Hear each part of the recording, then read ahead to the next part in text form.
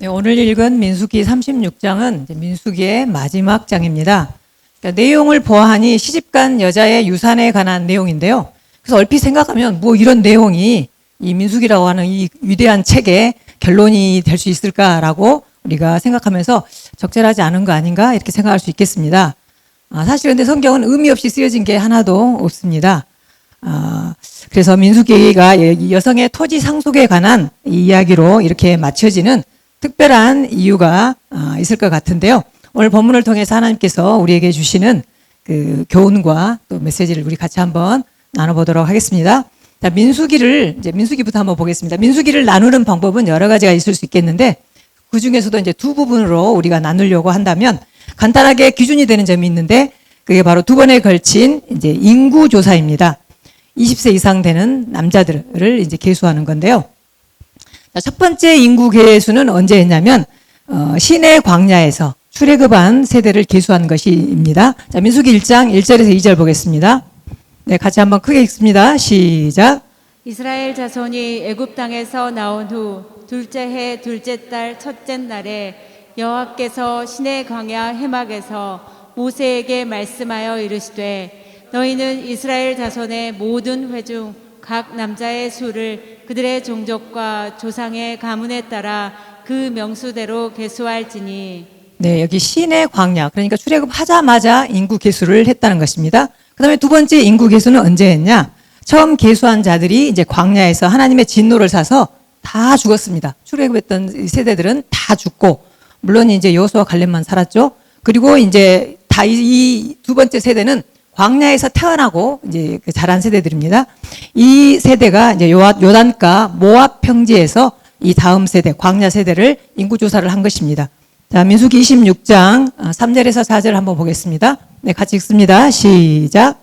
모세와 제사장 엘르아살이 여리고 맞은편 요단과 모압 평지에서 그들에게 전하여 이르되 여호와께서 애굽 땅에서 나온 모세와 이스라엘 자손에게 명령하신 대로 너희는 20세 이상 된 자를 계수하라 하니라. 자, 민수기는 이 두 세대의 이야기를 기록하면서 두 번째 세대는 첫 번째 세대와는 다르다라는 것을 이제 의도적으로 보여주고 있습니다. 첫 번째 세대는 어땠습니까? 눈앞에 먹을 것, 마실 것 없다고 불평하고 그 있으면 뭐 일희일비하고 기회만 있으면 하나님 앞에서 원망하고 불평하고 또 하나님께서 주실 그 기업, 가나안 땅보다는 애굽을 더 중요하게 여겼습니다. 그래서 이들은 하나님의 어떤 약속보다는 뭐 경제적인 것, 그다음에 현실적인 만족을 더 선호한 그런 세대였습니다. 그래서 결국 이 첫 번째 세대는 모두 광야에서 죽었습니다. 그래서 민수기는 불신앙과 불순종의 그 첫 번째 세대하고 그다음에 두 번째 세대는 믿음과 순종의 세대인데 이 두 세대를 의도적으로 지금 대조시켜서 보여주고 있습니다. 그래서 민수기를 크게 두 부분으로 나누자면 1장부터 25장까지는 첫 번째 세대의 실패라고 할 수 있고요. 26장부터 36장까지는 두 번째 세대에게 거는 하나님의 기대라고 이렇게 볼 수 있겠습니다. 이 두 번째 이제 인구 조사는 첫 번째 인구 조사와 비교해 볼 때 몇 가지 주목할 점이 있는데요. 그 중에 하나가 이제 므낫세 지파에 관한 것입니다. 1차 인구 조사 때에는 에브라임 지파가 므낫세 지파보다 먼저 기록되어 있는데 2차 조사 때에는 이제 므낫세 지파를 먼저 기록했습니다. 그리고 먼저 기록할 뿐만 아니라 아주 므낫세 지파를 다른 지파에 비해서 조금 더 많은 절을 할애해서 상세하게 기록하고 있습니다. 뭐 성경에 그 이유가 나와 있지는 않지만 이제 므낫세 지파가 요셉의 장자였기 때문에 이것이 더 자연스러운 순서가 아닐까 싶어서 그렇게 므낫세를 먼저 적은 것도 있고요. 그다음에 므낫세 지파가 다른 지파에 비해서 특별하게 첫 번째 통계 인구 조사할 때보다 두 번째 인구 조사할 때 눈에 띄게 수적으로 많이 증가했습니다. 또 그래서 이제 이렇게 므낫세 지파에서 설명할 수도 있는데 사실은 무엇보다도 가장 중요한 것은 슬로보앗의 딸들의 스토리가 바로 26장 인구조사 끝나자마자 27장에 연이어 나오는데 이것을 부각시키기 위한 이 민수기 저자의 목적일 가능성이 높다는 것입니다. 어쨌든 2차 인구조사에서 므낫세 지파의 자손을 계수하는 데 있어서 소개된 인물들이 바로 이 슬로보앗의 딸들입니다. 오늘의 이제 그 제목이었죠. 자, 민수기 26장 33절 인구조사하면서 이제 살짝 언급한 부분들입니다. 자, 한번 읽어보겠습니다. 시작. 헤벨의 아들 슬로바스는 아들이 없고 딸뿐이라. 네, 저자가 므낫세 족보를 쭉 적어가다가 헤벨의 아들 슬로보앗은 아들이었고 딸뿐이다라는 설명을 덧붙이면서 자연스럽게 27장에서 바로 이들의 이야기를 바로 연결시켜 가고 있는 것입니다. 므낫세 자손 중에 이제 어쩌고저쩌고 쭉 나오면서 슬로보앗이라는 자가 있는데 그에게는 아들이었고 딸만 있었다. 그래서 이제 제2차 인구조사가 끝나자마자 저자가 제일 먼저 이 슬로보앗의 딸들에 대한 이 사건을 다룸으로써 새로운 세대는 무엇에 관심이 있었는지, 이 새로운 세대의 특징이 무엇인지를 오늘 슬로보앗의 딸들을 통해서 우리에게 알려주고 있는 것입니다. 자, 이 슬로보앗의 딸들을 알려면 민수기 27장부터 사실은 알아야 되기 때문에 27장 한번 이야기를 한번 같이 나눠보겠습니다. 27장 1절에서 5절인데요. 자, 1절은 남자, 2절은 여자 이렇게 경쟁하듯이 한번 읽어보겠습니다. 1절 남자부터 읽겠습니다. 시작. 요셉의 아들 므낫세의 종족들에게 므낫세의 현손 마길의 증손 길르앗의 손자 헤벨의 아들 슬로보앗의 딸들이 찾아왔으니 그의 딸들의 이름은 말라와 노아와 호글라와 밀가와 디르사라. 그들 회막문에서 모세와 제사장 엘르아살과 지휘관들과 온 회중 앞에 서서 이르되 우리 아버지가 광야에서 죽었으나 여호와를 거슬러 모인 고라의 무리에 들지 아니하고 자기 죄로 죽었고 아들이 없나이다. 어찌하여 아들이 없다고 우리 아버지의 이름이 그의 종족 중에서 삭제되리이까. 우리 아버지의 형제 중에서 우리에게 기업을 주소서 하매. 같이 읽겠습니다. 모세가 그 사연을 여호와께 아뢰니라. 자, 방금 이 읽은 우리 27장 이 부분은 앞에 26장에 기록된 제2차 인구조사가 막 끝났을 때 일어난 일입니다. 이번에 인구조사의 목적은 그 장차 이스라엘 백성들이 가나안 땅을 점령한 후에 각 지파별로 땅을 나누게 될 때에 그 분배 원칙의 이제 근거로 삼기 위한 그 인구조사였던 것입니다. 이렇게 땅 분배가 이제 현실화될 즈음에 슬로보앗 딸 5명이 자기네 집안의 권리에 관한 그런 문제를 가지고 모세와 이스라엘 원로들 앞에 지금 하소연을 하고 있는 장면입니다. 새로운 세대인 27장을 시작하면서 슬로보앗의 딸들의 계보를 지금 소개하고 있습니다. 다시 한번 26장에 나와 있던 것들을 정리하고 있습니다. 자, 같이 한번 읽어보겠습니다. 27장 1절. 네, 같이 읽습니다. 시작. 요셉의 아들 므낫세 가족의 므낫세의 현손 마길의 증손 길르앗의 손자 헤벨의 아들 슬로보앗의 딸들이 나아왔으니 그 딸들의 이름은 말라와 노아와 호글라와 밀가와 디르사라. 이 딸들이 회막문에서 모세와 엘르아살과 또 이제 그 지휘관들과 회중 앞에 서서 자기들의 이제 사정과 사례를 알리고 우리에게 기업을 달라고 요청을 하고 있습니다. 이 문제라는 것은 뭐냐면 자기 아버지 슬로보앗이 아들이 없이 죽은 관계로 자기네 가문이 가나안 땅에 들어갔을 때 기업을 분배받지 못하게 된 그런 사정이었습니다. 그 이제 본문에 보면 이런 이야기가 나옵니다. 우리 아버지가 고라의 무리에 들지 아니하고 자기 죄에 죽었다라고 나오는데 이제 고라의 무리들과 같이 어떤 특별한 중죄를 지어서 죽은 것이 아니고 그냥 원래 자기가 그냥 죄로 말미암아 죽게 되니까 인생의 순리를 따라서 우리 아버지는 죽었다. 여기서 이제 고라의 죄를 특별히 언급하고 있는 것은 어떤 거냐면요. 민수기 16장에 보면 이제 고라 자손들의 그 이야기가 나오는데 권력과 명예에 대한 탐욕을 가지고 하나님이 세운 유계 질서에 이제 도전을 했잖아요. 그래서 이 고라의 죄가 얼마나 무서웠던지 하나님께서 이 고라 자손들을 다 진멸하시는 그런 내용이었고 하나님을 거스린 이 자들에게는 하나님이 기업에 대한 어떤 고난을 박탈하셨기 때문에 기업을 받지 못하게 되었습니다. 그렇기 때문에 슬로바앗 딸들이 이제 자기 아버지의 죽음이라는 것은 자기 아버지의 죽음이 고라의 자손들의 어떤 그런 것과 관련이 없는 그런 무관한 사람이라는 것을 알려주고 자신들도 다른 종족처럼 기업을 못 받을 이유가 하나도 없다. 이렇게 이제 정말 논리정연하게 하소연을 하고 있습니다. 자, 그렇지만 이렇다 하더라도 이 슬로보앗의 딸들의 요청은 전례가 없는 일이었습니다. 당시 이스라엘 사회에서는요, 딸들에게는 아무 상속권이 없었습니다.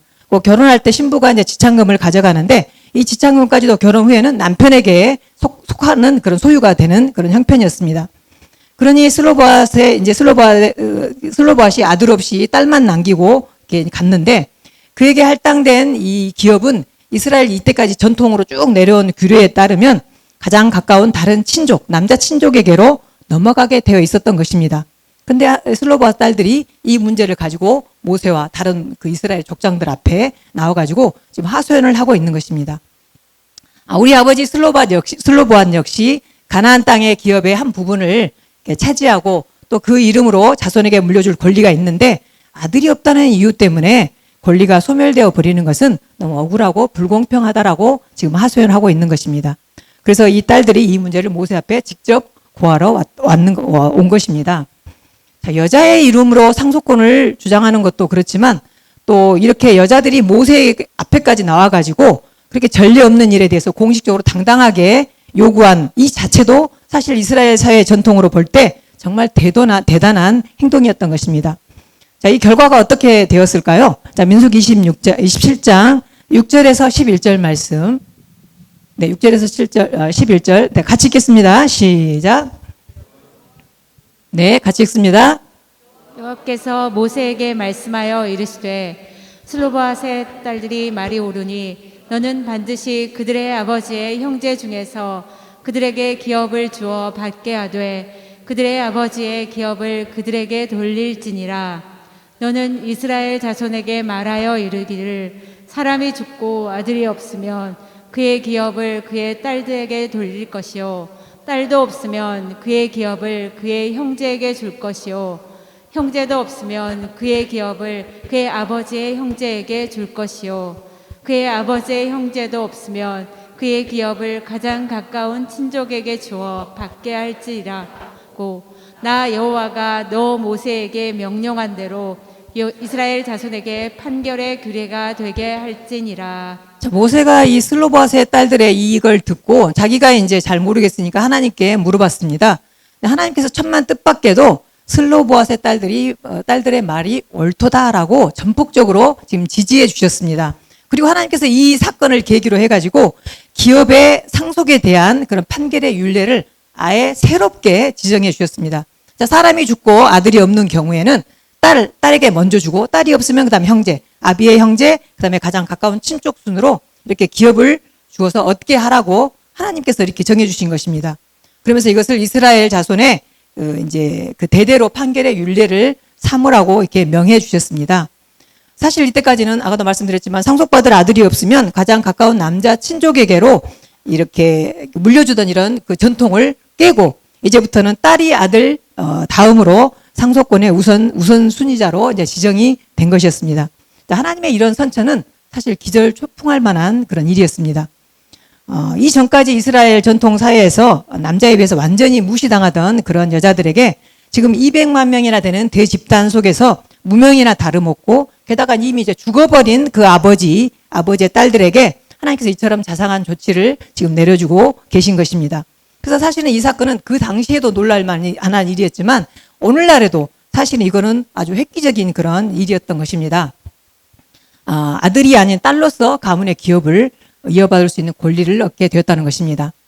그래서 여러분이 오늘 이렇게 이 말씀을 들을 때 이렇게 이게 성차별에 대한 한거 요즘 말하는 것처럼 아니면 여성 권리, 증진 이런 어떤 이슈로 우리가 접근하는 게 아닙니다. 오히려 이 사건을 통하여서 민수기 저자가 보여주려고 하는 것은 어떤 것입니까? 슬로보아스의 딸들이 가지고 있었던 그 약속의 땅에 대한 그런 믿음과 확신을 지금 보여주고 있는 것입니다. 이들은 어땠습니까? 하나님께서 땅을 주실 것을 믿었습니다. 지금 아직 땅을 얻기 전이거든요. 하나님이 땅을 주실 것을 믿었을 뿐만 아니라 분배의 문제에 있어서도 이미 확답을 얻어놓은 그런 어떤 적극적이고 어떤 준비된 그런 자세로 지금 오히려 모세에게 또 하나님께 이것을 지금 요구하고 있는 것입니다. 이러한 믿음을 하나님께서 이쁘게 보셨고요. 그 다음에 하나님이 주신 땅에서 아버지의 이름을 보존하기 위한 그런 의로운 의도, 이걸 또 하나님이 예쁘게 보셨기 때문에 그들의 요구가 받아들여지게 된 것입니다. 그러므로 슬로보아 딸들의 이제 믿음은 하나님을 원망하다가 광야에서 죽어간 그런 믿음 없는 출애굽 첫 번째 세대와는 다른 대조를 지금 보여주고 있는 것입니다. 과연 새로운 세대에서는 약속의 땅 정복에 대한 그런 희망을 걸만하다, 기대를 걸만하다라는 그런 이것을 보여주는 사건이 바로 이 슬로보아 딸들의 이제 사건인 것입니다. 그렇기 때문에 저자가 2차 인구 조사 후에 바로 슬로보아 딸들의 스토리를 지금 제일 처음 기록하고 있는 것입니다. 자, 민수기 36장에서는 27장의 결정 이렇게 결정을 했는데 이 결정에 관해서 이제 므낫세 지파 자손 중에 길르앗 자손의 수령들이 나와가지고 모세와 이스라엘 지휘관들에게 또 다시 이와 관련된 문제가 있다라고 다시 한번 또 이제 문제 제기를 하는 것입니다. 자, 오늘 읽었던 말씀이지만 다시 한번 읽어보겠습니다. 민수기 36장 1절에서 4절입니다. 여러분 다 땅을 여러분 이렇게 다 관심이 많으시죠? 어떻게 땅을 얻는지 한번 보겠습니다. 자, 1절에서 4절 우리 같이 읽어보겠습니다. 시작. 요셉 자손의 종족 중 므낫세의 손자 마길의 아들 길르앗 자손 종족들의 수령들이 나와 모세와 이스라엘 자손의 수령된 지휘관들 앞에 말하여 이르되 여호와께서 우리 주에게 명령하사 이스라엘 자손에게 제비 뽑아 그 기업의 땅을 주게 하셨고 여호와께서 또 우리에게 명령하사 우리 형제 슬로바스의 기업을 그들의 딸들에게 주게 하셨은즉 그들이 만일 이스라엘 자손의 다른 지파들의 남자들의 아내가 되면 그들의 기업은 우리 조상의 기업에서 떨어져 나가고 그들이 속할 그 지파의 기업에 첨가되리니 그러면 우리가 제비 뽑은 기업에서 떨어져 나갈 것이요 이스라엘 자손의 희년을 당하여 그 기업이 그가 속한 지파에 첨가될 것이라. 그런즉 그들의 기업은 우리 조상 지파의 기업에서 아주 삭감되리이다. 네, 전례에 없었던 여자 상속권을 허용하게 되자 이것이 이스라엘 공동체에서 또 다른 문제를 야기하게 되었다는 것입니다. 자, 아시다시피 이스라엘 백성들은 가나안 땅을 이제 일단 각 지파별로 구분해서 분배받았고요. 각 지파별로 이제 그 각 지파는 그 안에서 각 종족과 가족을 따라서 땅을 더 세분해서 나눠 가지게 되었습니다. 그리고 그처럼 분배받은 땅을 계속 자기 자손들에게 이제 물려주게 됩니다. 그래서 결과적으로 각 지파들에게 나누어진 땅은 그 경계가 세월이 흘러도 변하지 않게 되어 있습니다. 이것이 이제 남자들에게 상속권을 주었을 때는 문제가 되지 않았는데 이제 슬로바 딸들이 땅을 상속받게 됨으로써 한 가지 이제 장차 일어날 문제점이 있는데 그건 어떤 거냐면 이제 딸들이 땅을 분배받은 후에 처녀로 있을 때는 괜찮은데 이제 만약에 시집을 가게 되잖아요. 결혼을 하게 되면 문제가 달라집니다. 왜냐하면 그녀들이 이제 결혼해서 다른 지파의 남자들에게로 시집을 가면 그녀들에게 또 속한 그 땅이 자동적으로 그 남편의 소유가 된다는 것입니다. 그러면 므낫세 지파에 속한 이 땅이 슬로바 딸들에게 할당되었던 그 땅 한쪽이 뚝 떨어져 나가가지고 다른 지파의 소유가 되는 그런 문제가 모순이 발생하게 된다는 것입니다. 그럼 이것은 하나님께서 기본적으로 올려주셨던 그 원칙, 각 지파에게 속한 땅이 영원히 그대로 이어져야 한다라는 그 땅 분배의 가장 기본적인 원칙을 깨트리게 된다는 것입니다. 자, 원래 이 땅이 예를 들어서 무슨 매매나 비청산 과정을 통해서 땅이 다른 사람에게 넘어가게 되면 이제 그렇게 된다 할지라도 희년, 이스라엘은 희년이 있거든요. 희년은 어떤 거냐면 50년마다 뭐 어떤 이유로든지 땅이 뭐 다른 그 땅에게로 이렇게 다른 사람에게 넘어갔을 경우에 다시 원래 주인에게로 다시 돌려주는 것. 그래서 하나님이 처음에 정해주신 그 기업이 다시 유지되도록 하는 것이 바로 희년인데, 그래서 이제 희년이 되면 땅이 섞이지 않고 이렇게 됐는데, 사실 슬로바스의 딸들에게 주어진 땅들은 그런 법률이 잘 적용되지가 않는 것입니다. 자, 예를 들어서 보겠습니다. 딸들이 다른 지파에게 시집을 가면 그 딸들이 가져간 땅이 시집간 지파의 땅에게 속하잖아요. 지파의 땅에 이제 속하는데, 만약에 그렇게 되면 므낫세 지파에서 안 되겠다 해가지고 그 땅을 이제 살 수도 있겠죠. 우리 땅이니까 샀는데, 만약에 다시 이제 희년이 되면 다시 원주인에게 복구되는 거잖아요. 그 딸들이 다시 그걸 가져가야 되면 다른 지파에게 속하게 된다는 것입니다. 이해가 되십니까? 네, 땅에 관심이 없으신 분들은 네, 그러겠습니다.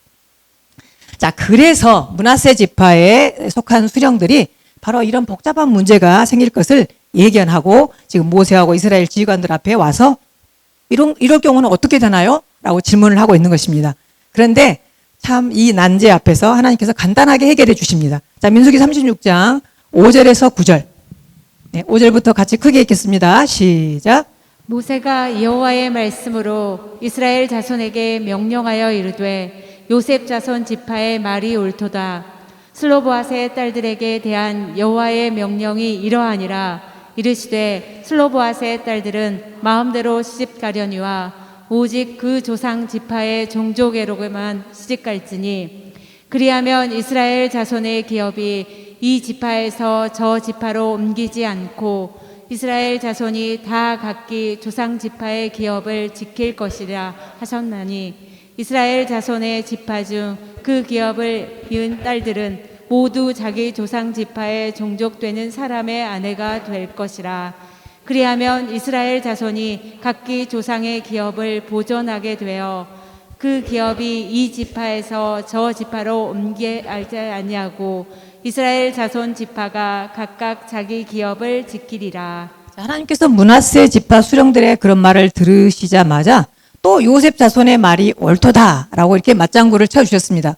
아까는 여자 상속권을 인정해달라는 슬로보아스의 딸들의 말들도 옳다 이렇게 하시더니 이제는 여자 상속권을 인정하면 이런 문제가 생긴다라고 의의를 제기하는 므낫세 자손의 그 지파의 말에 대해서도 옳다고 하신 것입니다. 서로 상반되는 이 주장들을 둘 다 맞다라고 대답하신 것은 언뜻 보기에는 이제 모순이 있는 것처럼 여겨집니다. 그렇지만 하나님께서는 둘 다 공이 일리가 있는 주장이고 이 양자가 서로 상반되지 않는 해결책이 있으시기 때문에 그렇게 대답을 하셨다는 것입니다. 그럼 이 해결책은 무엇입니까? 슬로보아스의 딸들로 하여금 자기 지파, 그러니까 므낫세 지파에 속한 남자하고만 결혼하라고 명하신 것이었습니다. 그렇게 되면 이제 그녀들이 시집 가서 그 땅의 남편의 이름으로 이제 그 땅이 남편의 이름으로 등기가 된다 할지라도 그 땅은 여전히 므낫세 지파에 속한 상태로 남게 되니까 지파별로 구분된 그런 땅의 경계에는 아무 문제가 없게 된다는 것입니다. 그리고 하나님께서 이 두 가지 상반되어 보이는 입장 사이에 그처럼 완벽한 해결책을 보여주시고 또 이 사례 역시 이스라엘 백성들이 앞으로 계속 지켜야 할 명령과 규례로 삼도록 하나님께서 지시하신 것입니다. 자, 이 하나님의 명령에 대해서 슬로보아스의 딸들은 어떻게 반응했습니까? 민수기 36장 10절에서 12절 말씀입니다. 네, 같이 한번 크게 읽겠습니다. 시작. 슬로보아스의 딸들이 여호와께서 모세에게 명령하신 대로 행하니라. 슬로보아스의 딸 말라와 드리사와 호글라와 밀가와 노아가 다 그들의 숙부의 아들들이 아내가 되니라. 그들이 요셉 아들일 므낫세 자손의 종족 사람의 아내가 되었으므로 그들의 종족 지파에 그들의 기업이 남아 있었더라. 네, 하지만 이 이제 네 지파, 므낫세 지파 남자들하고 결혼해라. 이 규례가 슬로바 딸들의 입장에서 보면 약간 자기들의 개인적인 희생을 치러야 되는 일이었습니다. 자기들이 배우자를 정함에 있어서 선택의 폭이 제한되잖아요. 그 다른 지파 남자들 중에서 마음에 드는 사람이 있을 수 있는데, 그리고 그게 더 좋을 수도 있는데, 어쨌든 이렇게 할 수 없는 그런 어떤 그 제한에 걸리게 된 것입니다. 그렇지만 그녀들은 하나님의 명령대로 순종했습니다. 어떻게 순종했습니까? 슬로보아스의 딸 5명이 모두 다 예외 없이 그러니까 숙부의 아들, 작은 아버지 아들들, 그러니까 사촌들과 결혼을 했다는 것입니다. 그래서 이제 사촌들과 결혼함으로써 이 문제를 해결하게 되었고 므낫세 지파 내에 영구적으로 이 땅이 남아 있을 수 있도록 만들었다는 것입니다. 그래서 민수기는 이렇게 이 믿음으로 하나님의 명령에 순종한 이 슬로보아스의 딸들의 이야기로 민수기 36장, 민수기가 딱 끝마쳐지게 되는 것입니다. 자, 오늘 땅 이야기 여러 가지 이야기 했는데요. 오늘 우리가 특별히 주목해야 될 그런 이야기는 어떤 거냐면요. 민수기 저자의 관심이 어디에 있냐면요. 앞으로 정복할 땅의 문제에 초점을 두고 있다는 것입니다. 자, 두 번째 인구 조사를 26장에서 했는데 구조적으로 27장에서 슬로보아스의 이 딸들의 그 문제, 딸들의 기업의 문제를 다루었고요. 그 다음에 마지막 장인 36장에 와서도 다시 그 문제를, 땅의 문제를 또 다루고 있는 곳에서도 잘 볼 수 있습니다. 그러니까 두 번째 특징은, 세대의 특징은 뭐냐? 앞으로 하나님이 주실 땅에 대한 그런 관심, 기업에 대한 영원한 것의 기업에 대한 그런 관심이 지대했다는 것입니다. 그래서 이 두 번째 세대의 특징이 바로 슬로보아스의 딸들의 예를 들어서 이 두 번째 세대의 특징을 지금 설명해 주고 있는 것입니다. 그러니까 약간 액자처럼 이렇게 하는 거죠. 27장, 36장 이렇게 쭉 싸고 있으면서 이 두 번째 세대의 이야기를 이해하고 있고요. 그 사이에 끼어 있는 그러니까 28장에서 35장 이야기도 모두 이제 가나안 땅에 들어간 후에 너네가 어떻게 살아야 되는지를 그런 그 가나안 땅에서 사는 어떤 그런 삶의 시각을 가지고 민수기 그 부분도 쓰여져 있다는 것입니다. 자, 아직 다시 말씀드리지만 이 민수기 지금 이렇게 막 땅 갖고 이야기를 하고 있는데 사실은 지금 이 시점은 이스라엘 백성들이 땅을 얻은 것이 아닙니다. 여호수아 때 이제 정복이 시작됐잖아요. 그러니까 지금은 이 슬로보아스의 딸들의 사건은 앞으로 이제 해내야 될 그런 땅의 정복에 대한 그런 희망을 지금 주고 있는 것입니다. 그러니까 이것은 어떤 겁니까? 슬로보아스 딸들의 이야기를 들으면서 우리가 이제 볼 수 있는 것은 아니면 이스라엘 백성들이 그때 느끼는 것은 어떤 거냐면 야, 이스라엘 백성들이 정말 하나님이 약속하신 우리가 하나님이 약속한 땅을 반드시 정복하겠구나. 그리고 그 땅에 이스라엘 각 지파에게 분배되겠구나. 이것들을 이것에 대한 어떤 믿음을 슬로바 딸들을 통해서 보게 된다는 것입니다. 그리고 하나님께서 옳도다라고 인정해 주시잖아요. 그래서 이런 긍정적인 메시지를 가지고 이 사건이 매듭지어지기 때문에 민수기를 이렇게 종결하기에 가장 아름다운 이야기로 이 민수기 저자가 이 슬로바스의 딸들의 이야기를 쓰고 있다는 것입니다. 그래서 새로운 이 세대는 광야 세대와는 다르다. 광야 세대는 땅에 관심이 없었어요. 그 보면은 그 가데스 바네아에서 그랬잖아요. 아, 우리는 그 땅 못 얻어. 그 땅에 뭐 종족들은 힘이 세고 무섭고 막 우리는 안 돼. 불신하고 불평하고 원망하고 하나님이 주신 땅을 이렇게 헌신짝처럼 밟아버렸다고 한다면 지금 이 다음 세대, 이 광야 세대는 어떻습니까? 하나님이 주실 땅을 계속 기대하고 그것을 정복하려고 하고 그 하나님 주신 땅을 이렇게 믿음으로 취하고 있는 그런 세대라는 것입니다. 자, 여기서 끝나는 게 아니고 이제 여호수아서를 보면요. 실제로 슬로바스의 딸들의 이 사건이 실제로 열매를 맺는, 아까 목사님 열매를 말씀하셨는데 열매를 맺는 아름다운 이야기가 나옵니다. 자, 민수기에서 보여준 광야에서 40년을 방황하는 이 이스라엘 백성들을 볼 때는 야, 이 분배해준 땅이 정말 이스라엘 사람들에게 손에 들어갈까? 그걸 취할 수 있을까? 이렇게 요원하다고 요원한 것으로 보였지만 여호수아에 가면 어느덧 민수기에서 말했던 이제 기수했던 이 장정들이 가나안 땅을 정복해야 땅을 분할하고 분배하는 이 감격스러운 장면들이 여호수아에 보면 나옵니다. 특별히 여호수아 17장 보면 므낫세 지파의 기업을 딱 그냥 분배할 차례가 되거든요. 그럼 이때 슬로바 딸들이 다시 한번 나옵니다. 다시 한번 나와가지고 제사장 엘르아살과 또 여호수아와 모세는 죽었죠. 여호수아와 방백들 앞에서 하나님께서 모세에게 명했던 그 약속을 다시 이렇게 상기를 시킵니다. 여호수아 17장 3절 4절 네, 같이 한번 읽습니다. 시작.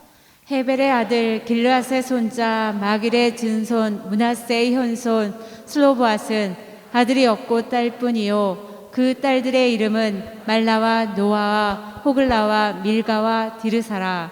그들이 제사장 엘르아살과 눈의 아들 여호수아와 지도자들 앞에 나와서 말하기를 여호와께서 모세에게 명령하사 우리 형제 중에서 우리에게 기업을 주라 하셨다 하매 여호와의 명령을 따라 그들에게 그들의 아버지 형제들 중에서 기업을 주므로. 네, 본문이 얼마나 아름답습니까? 여호와의 명령을 따라서 그들에게 그들의 아버지 형제들 중에서 기업을 주므로라고 이렇게 기록을 딱 이렇게 도장을 찍음으로써 하나님의 말씀이 실제로 성취되는 순간을 지금 잘 이렇게 포착해서 보여주고 있는 것입니다. 그리고 이제 나중에 보면 므낫세에게 10분깃이 돌아갔는데 그 이유를 이렇게 말합니다. 자, 여호수아 17장 6절 말씀. 네, 같이 한번 읽습니다. 시작. 므낫세의 여자 자손들이 그의 남자 자손들 중에서 기업을 받은 까닭이었으며 길르앗 땅은 므낫세의 남은 자손들에게 속하였더라. 네, 므낫세의 여자 자손들이 그의 남자 자손들 중에서 기업을 받은 까닭이었으며 이렇게 기록함으로써 슬로바 딸들의 공로를 지금 치하하고 있는 것입니다. 비록 딸들의 처지였지만 하나님이 약속의 땅을 주실 것을 믿음으로 경건한 요구를 했고 그 남자 자손들과 함께 당당하게 기업의 상속권을 인정받은 이 슬로바스의 딸들은 민수기 저자가 책의 마지막을 장식할 만큼 그런 희망을 주는 메시지를 담고 있고 또 여호수아서에 와가지고 이 성취를 보여줌으로써 하나님의 역사에 영광을 돌리는 그런 좋은 간증거리가 되는 그런 주인공들로 성경에 기록되고 있습니다. 자, 우리가 늘 적용지물 목사님께서 이렇게 주잖아요. 그런 것처럼 오늘 말씀을 우리가 듣고 어떻게 한번 적용할지를 제가 먼저 한번 이렇게 적용을 해볼 테니 여러분들도 한번 셀에서 같이 나누면 좋겠습니다. 자, 먼저 제가 이렇게 생각한 것은 기업이 결혼보다 우선이라는 것입니다. 자, 모세가 하나님의 명령을 따라서 슬로바 딸들에게 오직 그 조상 지파의 종족에게만 시집가라고 했고 그녀들이 그 말에 순종했습니다. 이것은 왜 그렇게 했습니까? 하나님의 아버지에게 물려주신 그 기업, 하나님이 주신 기업을 우리가 잃어버려서는 안 된다라는 그런 마음으로 했다는 것입니다. 그러면 이 말의 현대적인 의미는 무엇일까요? 우리는 땅도 없는데, 자, 구약에서는 늘, 구약은 그림자이잖아요, 신약에. 구약에서 늘 말하는 하나님이 주신 그런 기업, 이런 약속의 땅은 오늘날 우리 신약의 신자들에게는 하나님이 믿는 자들에게 약속하신 구원을 말합니다. 구원. 그리고 그 구원을 받아서 우리가 장착하게 될 하나님의 나라를 우리가 의미하는 것입니다. 그래서 여러분 구약에서 땅 이렇게 하시면 부동산을 생각하지 마시고 아, 이게 구원이구나. 하나님의 나라를 말하고 있구나. 늘 그렇게 상징적 그림자를 읽으시면 됩니다. 자, 우리에게 주셨다라고 하셨습니다. 에베소서 1장 11절. 네, 같이 한번 크게 읽겠습니다. 시작. 모든 일을 그의 뜻의 결정대로 일하시는 이의 계획을 따라 우리가 예정을 입어 그 안에서 기업이 되었으니. 아멘. 베드로전서 1장 4절 말씀. 네, 같이 읽습니다. 시작. 썩지 않고 더럽지 않고 쇠하지 아니하는 기업을 있게 하시나니 곧 너희를 위하여 하늘에 간직하신 것이라. 아멘. 우리에게도 영원한 기업을 주셨음을 믿으시기 바랍니다. 자, 주님께서 심판날에 의인들, 그러니까 예수님을 믿는 사람들에게 이렇게 말씀하실 것입니다. 마태복음 25장 34절 말씀. 네, 같이 읽겠습니다. 시작. 그때에 임금이 그의 오른편에 있는 자들에게 이르시되 내 아버지께 복받을 자들이여 나와 창세로부터 너희를 위하여 예비된 나라를 상속받으라. 아멘. 자, 빨간 것만 읽어보겠습니다. 다시 한번 빨간 것. 네, 우리에게 주신 것입니다. 내 것입니다. 같이 읽습니다. 시작. 창세로부터 너희를 위하여 예비된 나라를 상속받으라. 아멘. 자, 이것은 우리의 성도의 구원의 완성을 지금 의미하고 있습니다. 그래서 여러분, 우리가 이 세상을 사는 동안에 성도들에게 기업이 결혼보다 우선합니다. 아멘. 믿음의 가치를 지키는 것이 결혼보다 중요하다는 의미입니다. 믿음이 결혼보다 우선하고요. 믿음이 그 어떤 것보다도 우선합니다. 우리는 하나님의 영광스러운 기업을 이 땅의 모든 가치들보다 더 중요하게 여겨야 할 것입니다. 그리고 이제 잠깐 또 이게 이제 짚고 넘어가자면 슬로바스 딸들이 자기 지파의 남자들과 결혼했다는 이 말은요. 성도들은 주 안에서 믿는 사람과 결혼해야 된다는 것을 말해주고 있습니다. 그래서 주 안에서 결혼한다는 것은 어떻습니까? 뭐 인종, 학벌, 물질, 뭐 출신 이런 것들을 다 양보하더라도 신앙의 가치는 양보할 수 없다라는 말입니다.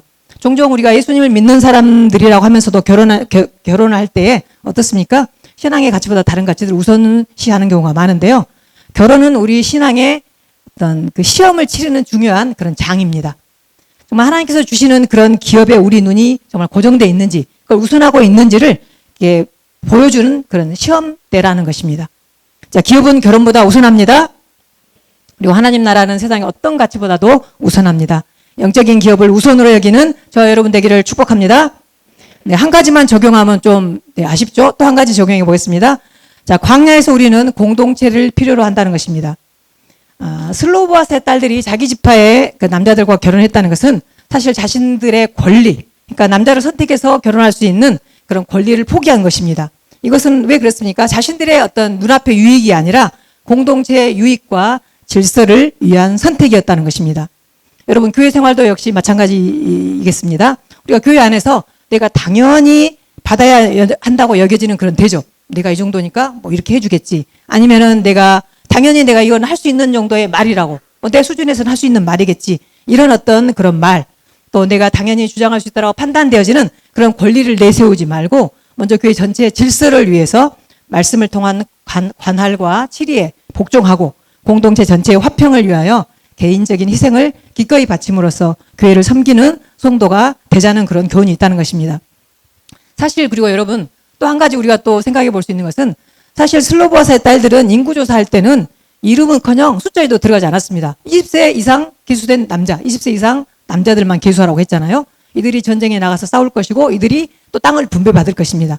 그래서 사실 이들은 거의 이름도 없고 그림자도 없는 그런 미미한 존재였습니다. 그런데 여러분 성경에 이름 한 번 나오기도 얼마나 이게 정말 그 감격스러운 일입니까? 근데 여기 보면 성경 세 곳에서 이름이 기록되어 있고 그것도 아주 영광스럽게 기록되어 있습니다. 여러분 딸 5 낳으면 이렇게 이름을 딱 지으면 얼마나 좋을까 생각해 봤습니다. 말라, 노아, 호글라, 밀가, 디르사.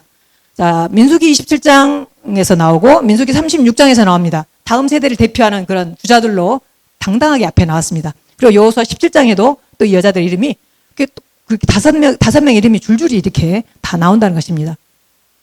이렇게 엄청난 그 초대형 교회였잖아요. 광야교회가 몇만 명이 되는데 이 광야교회 안에서도 이 5 여인들은 하나님 앞에서 이렇게 뚜렷하게 기억되는 존재가 되었다는 것입니다. 여러분 혹시 우리 공동체 안에서도 나는 알아주지 않는다. 나 외롭다. 너무 나를 몰라준다. 이렇게 여러분 불평하거나 속상해 하십니까? 그렇게 하지 마시고 맡은 공동체 안에서 나에게 주어진 일, 묵묵히 맡은 일을 할 때 하나님이 알아주실 것입니다. 그리고 하나님이 세워주실 것입니다. 아멘. 자, 민수기는 뭐 넘버스라고 해가지고 이렇게 숫자에 관한 거라고 하지만 원래 히브리어는 이 민수기가 메 미드바르입니다. 메 미드바르는 어떤 뜻이냐면 광야에서라는 의미인데요. 우리가 살아가는 광야 같은 세상에서 우리로 하여금 거룩한 삶을 살 수 있도록 우리를 붙들어 주는 것이 바로 믿음의 공동체라는 것입니다. 믿음의 공동체 안에 잘 붙어가는 저와 여러분 되기를 축복합니다. 자, 마지막으로 가장 중요한 적용을 한번 해보겠습니다. 영원한 것을 소망하라는 것입니다. 자, 우리가 이제 뭐 캠핑도 많이 가는데 캠핑 안 가보신 분도 계시죠? 네, 저도 안 가봤습니다. 네, 캠핑 가면 이제 텐트를 치잖아요. 텐트는 집처럼 편안하지 않습니다. 뭐 텐트 아니더라도 여러분 어디 잠깐 어디 가서 뭐 이렇게 숙박할 수 있는데 텐트가 불편하다고 침대를 가지고 가는 사람 없을 것입니다. 그리고 막 텐트를 엄청난 돈을 들여서 꾸미지도 않을 것입니다. 그냥 하룻밤을 거기서 잘 수 있으면 만족하는 것이 텐트입니다. 그리고 뭐 텐트를 보면서 누구 내부 장식이 뭐 화려하더라, 뭐 누구 비싸더라 따지지 않습니다. 화려하면 화려할수록 그걸 막 거두는데 또 설치하는데 너무 힘이 들겠죠. 따라가기도 힘들 것입니다. 그리고 또 내 것은 왜 이렇게 초라하냐 이러면서 상심할 필요도 없습니다. 중요한 것은 어떤 것입니까? 텐트의 목적은 제대로 된 튼튼한 텐트를 가지고 튼튼하고 안전하게 하룻밤 자고 또 치고 또 얼른 개 가지고 그걸 또 들고 다시 한번 또 내가 가야 할 길을 이렇게 가는 것이 우리 인생의 삶이라는 것입니다. 우리 인생이 광야 인생길이고 이렇게 텐트를 치면서 가는 삶이라는 것입니다. 이 땅은 우리의 진짜 집이 아닙니다. 우리는 매일 한 걸음 한 걸음씩 우리의 진정한 집을 향해서 나아가고 있는 중입니다. 집에 도착하는 그날까지 최선을 다해서 위의 것을 바라보면서 위의 것을 찾으면서 위의 것을 생각하면서 우리의 나아가는 우리의 삶이 되기를 주님의 이름으로 축복합니다. 자, 고린도후서 4장 18절에서 5장 1절 말씀 우리 일어나서 한번 읽을까요? 네. 같이 한번 크게 읽겠습니다. 시작. 우리가 주목하는 것은 보이는 것이 아니요 보이지 않는 것이니 보이는 것은 잠깐이요 보이지 않는 것은 영원함이라. 만일 땅에 있는 우리의 장막집이 무너지면 하나님께서 지으신 집 곧 손으로 지은 것이 아니요 하늘에 있는 영원한 집이 우리에게 있는 줄 아느니라. 아멘. 하나님이 주신 기업에 초점을 맞추고 이미 얻은 것처럼 믿고 행동했던 슬로보아스의 딸들의 그런 믿음과 순종의 삶을 본받는 저와 여러분 되길 주님의 이름으로 축원합니다. 자, 적용 질문도 그냥 서서 하겠습니다. 네, 1번 시작. 네, 적용 질문. 네, 시작. 세상의 것보다 영적인 것에 내 마음이 우선되어 있습니까? 2번. 나는 공동체의 유익과 질서를 위한 선택을 하고 있습니까? 3번. 영원한 기업, 하나님의 나라에 대한 소망이 분명하고 확실합니까? 지금은 우리 주 예수 그리스도의 은혜와 하나님의 끝이 없는 사랑하심과 성령님의 감화감동 역사하심이 영적인 기업을 찾고 그것을 지키기를 원하는 애명의 가족들 머리머리 위에 지금으로부터 영원토록 함께 계시기를 간절히 축원하옵나이다. 아멘.